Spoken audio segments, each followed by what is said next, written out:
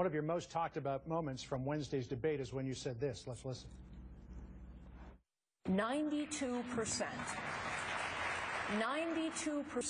of jobs lost during Barack Obama's first term belonged to women. But what women are talking about, Ms. Fiorina, in relation to that statement is that the data that you use does not represent the totality of the Obama administration's first term. People from your campaign said to me yesterday you misspoke during the debate. Do you want to take a moment to clarify those remarks? Well, you know, this is what the liberal media do. They try to discredit the messenger when the message is true. Yes, it is true. The 92% figure refers to the first 3.5 years of Barack Obama's term, not the first 4 years. Here's what's undeniable. Women have been hurt under this administration's policies. The extreme poverty rate among women is the highest ever recorded. The poverty rate among women, 16.1%, is the highest in 20 years.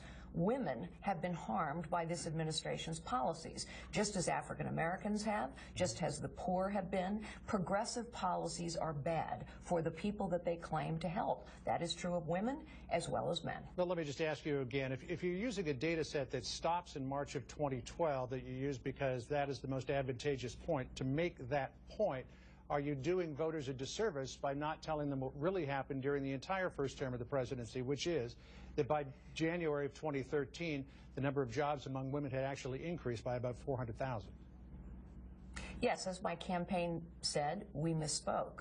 But that reality doesn't change the reality that women have been harmed under this administration. Think about what I just said, John, and this is what the liberal media tries to do. Let us discredit the messenger so that we ignore the truth of the message. Here is the truth of the message.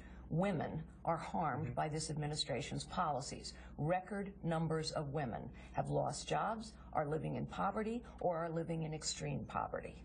That is the debate we're have to win in 2016. What is the real human impact of progressive policies? And the reality is the human impact of progressive policies is to keep people unemployed. We have record numbers of people who are no longer working or who have quit looking for work. We have record numbers of people on food stamps. We have record numbers of people living in poverty.